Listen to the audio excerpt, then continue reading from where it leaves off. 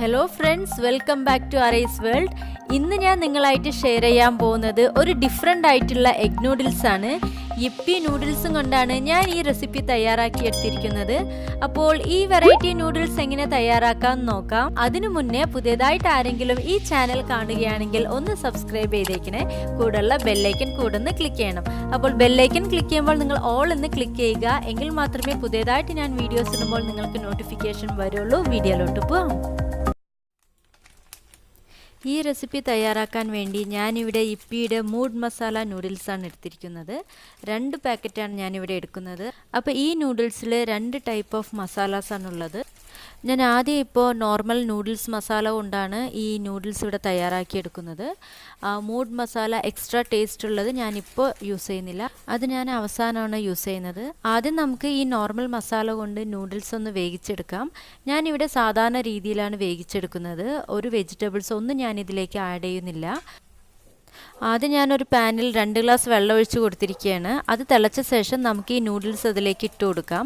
എന്നിട്ട് ഈ മസാലകളും കൂടി ചേർത്ത് നല്ലപോലെ ഒന്ന് വേവിച്ചെടുക്കാം.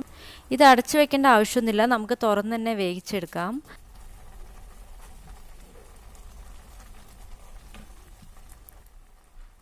ഒരു പാക്കറ്റ് നൂഡിൽസിന് 1 ഗ്ലാസ് വെള്ളം എന്ന രീതിയിലാണ് ഞാനിവിടെ എടുത്തിരിക്കുന്നത്. അപ്പോൾ ആ വെള്ളം വറ്റുന്ന വരെയുള്ള ആ ടൈം മതിയാവും നമുക്ക് ഈ നൂഡിൽസ് വേകാൻ. അപ്പോൾ നമ്മുടെ നൂഡിൽസ് എല്ലാം ഇപ്പോൾ ഇവിടെ നല്ലപോലെ വെന്ത് കഴിഞ്ഞിട്ടുണ്ട്. ഇനി നമുക്കിതൊരു ബൗളിലേക്ക് മാറ്റാം. പിന്നൊരു കാര്യം, ഈ നൂഡിൽസ് കൂടുതൽ വെന്ത് പോകാതെ നോക്കണം. ഇതുപോലൊരു ടെക്സ്ചറിൽ ഈ നൂഡിൽസ് ഇവിടെ ഉണ്ടാവണം. കൂടുതൽ വെന്ത് പോയാൽ അത് ചിലപ്പോൾ സ്റ്റിക്കി ആവാൻ സാധ്യതയുണ്ട്. സോ അതൊന്ന് നിങ്ങൾ പ്രത്യേകമായിട്ടൊന്ന് ശ്രദ്ധിക്കണം കേട്ടോ. അപ്പോൾ ഞാൻ ഈ നൂഡിൽസ് എല്ലാം ഒരു ബൗളിലേക്ക് മാറ്റിയിട്ടുണ്ട്. ഇനി നമുക്കിതിലേക്ക് 4 മുട്ടയാണ് ചേർത്ത് കൊടുക്കേണ്ടത്.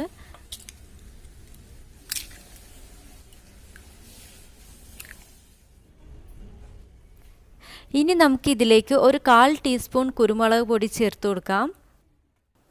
ഇനി ഈ നൂഡിൽസിന് ആവശ്യത്തിനുള്ള ഉപ്പും കൂടി ചേർത്ത് കൊടുക്കാം.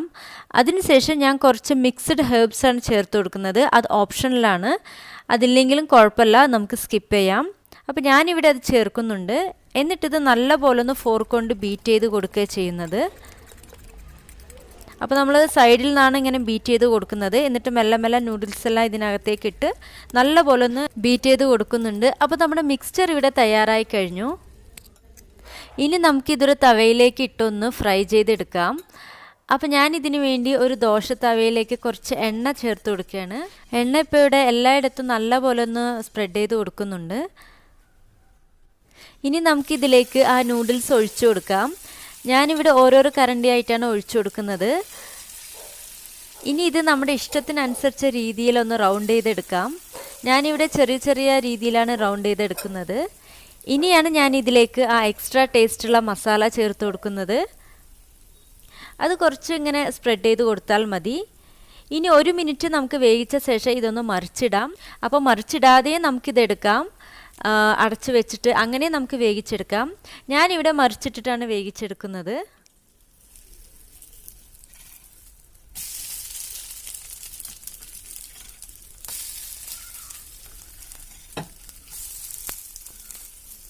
അപ്പോൾ മറിച്ചിട്ട ശേഷം 1 മിനിറ്റ് കഴിഞ്ഞിട്ട് നമുക്കിതെടുക്കാം. അപ്പോൾ നമ്മുടെ ഈ നൂഡിൽസ് ഇവിടെ നല്ലപോലെ വെന്ത് കഴിഞ്ഞിരിക്കുകയാണ്.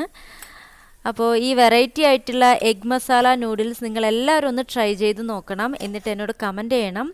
ഇത് നമുക്ക് ബ്രേക്ക്ഫാസ്റ്റിനായാലും ലഞ്ച് ബോക്സ് റെസിപ്പി ആയിട്ടൊക്കെ ചെയ്തെടുക്കാം. കുട്ടികൾക്ക് എല്ലാവർക്കും വളരെ ഇഷ്ടപ്പെടുന്ന ഒരു ഐറ്റം കൂടി ആയിരിക്കും. അപ്പോൾ ഈ റെസിപ്പി നിങ്ങൾക്ക് എല്ലാവർക്കും ഇഷ്ടമായെന്നാണ് ഞാൻ വിശ്വസിക്കുന്നത്. ഇഷ്ടമായാൽ ലൈക്ക് ചെയ്യണം, നിങ്ങളുടെ ഫ്രണ്ട്സ് ആൻഡ് ഫാമിലിക്ക് ഷെയർ ചെയ്യണം. നമ്മുടെ അറേസ് വേൾഡ് ചാനൽ ഒന്ന് സബ്സ്ക്രൈബ് കൂടെ ചെയ്യണം. ഇനിയും ഇതുപോലുള്ള നല്ല കുറേ വെറൈറ്റി വീഡിയോസുകളുമായി കാണുന്നത് വരെ bye, take care, have a nice day.